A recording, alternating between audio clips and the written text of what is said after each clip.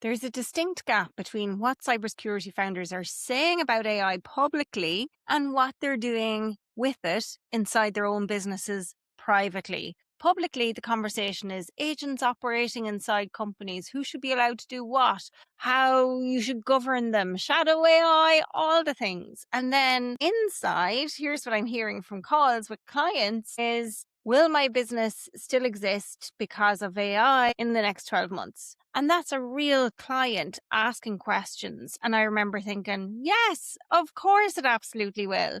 But there's a major gap. And there's a reason to close that gap this year rather than next. And my honest read on that question from that client is that relevance gets decided inside your own business. And what I mean by that is the founders putting AI to work in their consultancies are absolutely going to pull ahead of the ones who are circling it. And that distance widens a little every single week while you're busy delivering. And yes, there's a new model or a new breakthrough landing every single week with AI. You could lose your life trying to keep up with all of it. And awareness is plenty.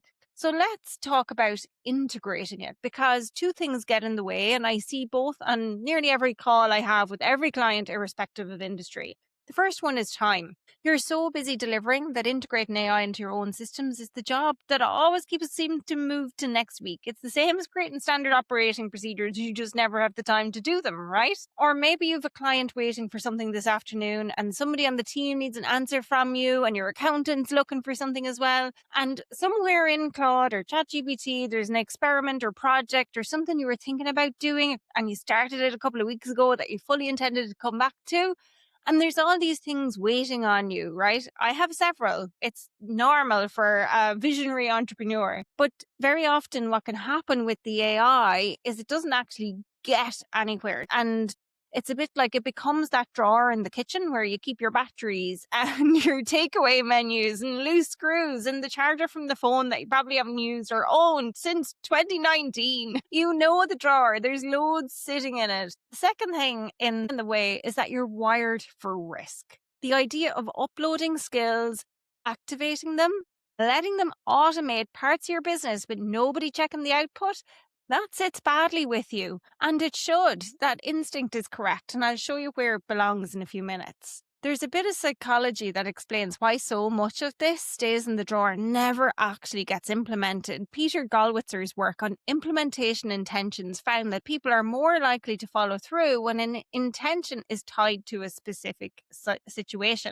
For example, I should use Claude more. I should use AI more. It's incredibly easy to say, but so easy to say is what makes it so easy to forget. And, I feel like anything that has a should, I should do this, I need to, I have to, makes it feel like a weight on my chest. Whereas instead, if you say something like, every Monday morning, Claude will email me my market intelligence brief. That means you know exactly when you're using AI and what you're using it for. So treat AI like an assistant in your business. An assistant has a job and somebody usually checks the output of the work, right? Which brings me to a really simple loop that I use with clients and a real piece of work. You'd hand it to an assistant, look at what comes back, decide whether you'd use it again, and then adjust the next run based on whatever you learned. And the review step has one question at its center every single time. If the output could end up anywhere near a client, this question should not be overlooked. Would I be happy putting my name on this? For a cybersecurity founder, that's a pretty useful test. Now, some outputs will be freaking brilliant and others will take about 45 minutes to correct or fix after you spent an hour building the automation that was supposed to save you 20. There's nothing quite like using AI to create a brand new admin problem for yourself. And yes, I have managed to do that too. Before I show you the loop working, a quick translation, because if you're in ChatGPT, Gemini, or Perplexity rather than Claude, the word skill might mean nothing to you, and people mix up skills and agents all the time. So the simplest way I can describe a skill, it's a standard operating procedure, a document that tells the AI exactly how you want a specific task or job done, step by step, the same way you'd write an SOP for a new hire. An agent is the AI actually going off and carrying out multi-step work on its own, following instructions in the skill or SOP. And once you're happy with the standard operating procedure, then you can automate it. And that's the order: SOP first, automation second. So here's what that looks like in a real business. A while ago, I created some AI skills for some of my clients, one cybersecurity client in particular. And one of the skills that we created was around agent creation. So how to design skills that can be automated. We created skills like brand guidelines and other stuff related to the work that he was doing in his business. Now, he understood what they were for and he could see where they'd absolutely help him in his business, but he hadn't actually applied any of them yet. And a couple of weeks later, I was like, how are you getting on with those skills? And he's like, haven't done anything with them yet. And I'm like, what? Why? And so what I figured out was it was this implementation intention. It just hadn't happened yet. And it was the thinking it's going to be too difficult to implement, but actually it isn't. So at a live session, he was using ChatGPT. And what we did was we literally got them uploaded there and then. And one of the tasks that we set up and then automated was a market intelligence research. So it doesn't go out anywhere, it doesn't touch a client, it just comes back to him. It emails him first thing on a Monday morning with the latest trends, events, what sorts of things relevant to him, his industry, and his clients. And over time, the output has gotten so good that he started wondering whether people might even actually pay for it. He's now considering turning it into a paid newsletter. So the AI had a job tied to a day of the week.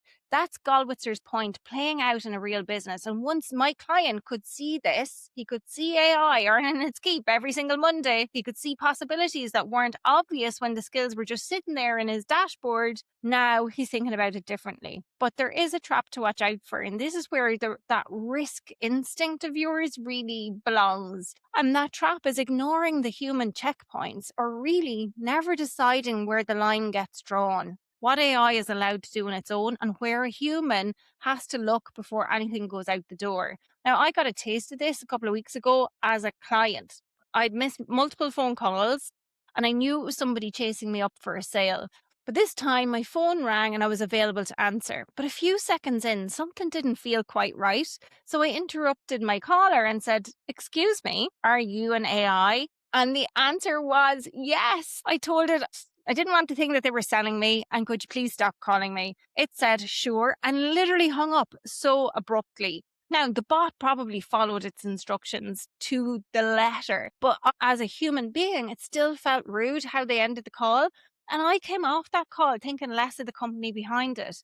Now, maybe I'm the grumpy outlier and their numbers look great. Someone still has to look at what happens on those calls, though, and decide whether they're happy with it. I'm really curious if you've had an AI cold call yourself. Tell me in the comments how you reacted, because I'm wondering, maybe I am this grumpy outlier. Let me know. But either way, for you, there's a sharper version of this. You spend your working life looking for gaps in other people's systems and asking who owns the risk. If an AI output goes straight into client delivery without anybody checking it, you've created a gap you'd flag for a client yourself. You've been drawing these lines for clients for years. Draw them for your own AI too. Because as you well know, automating something doesn't remove the need to manage it.